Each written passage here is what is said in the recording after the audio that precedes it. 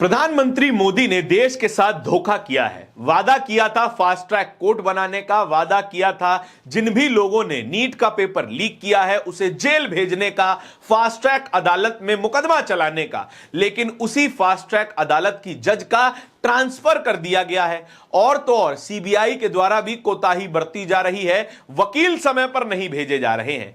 ऐसी एक खबर सामने निकल करके आई है।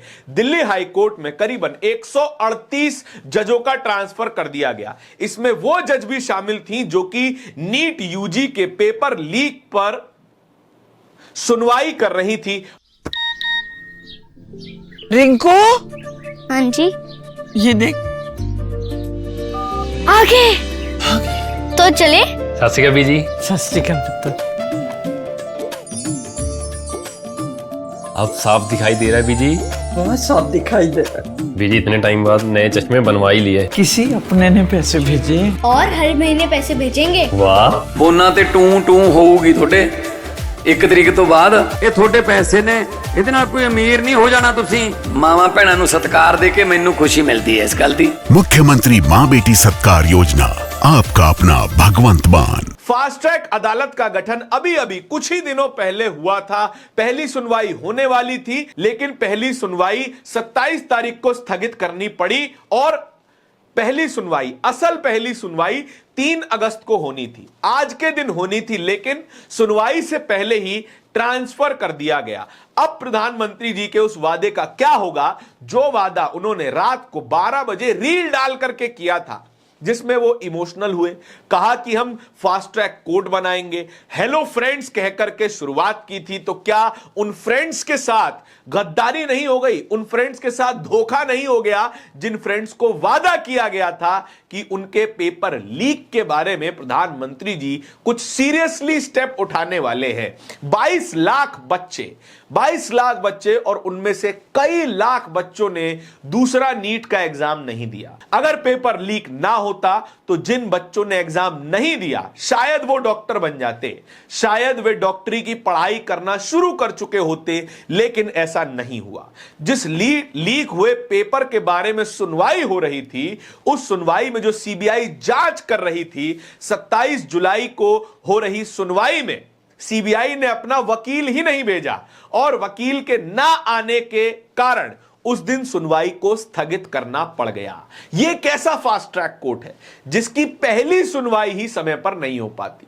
फास्ट ट्रैक केवल नाम के मामले में फास्ट ट्रैक है या फिर असल में फास्ट ट्रैक भी है कि जल्द से जल्द मामले की सुनवाई हो, जल्द से जल्द जांच हो, जल्द से जल्द सबूतों पे चर्चा हो और गुनहगार को सजा दी जाए? यह कैसा फास्ट ट्रैक है कि पहले वकील गायब और अब जज का ट्रांसफर करवा दिया गया है? यह बहुत पुराना तरीका है फास्ट ट्रैक अदालतों की कार्रवाई को धीमा करने का, ठीक उसी रफ्तार पे ले आने का जिस रफ्तार पे देश की बाकी अदालतें चलती हैं।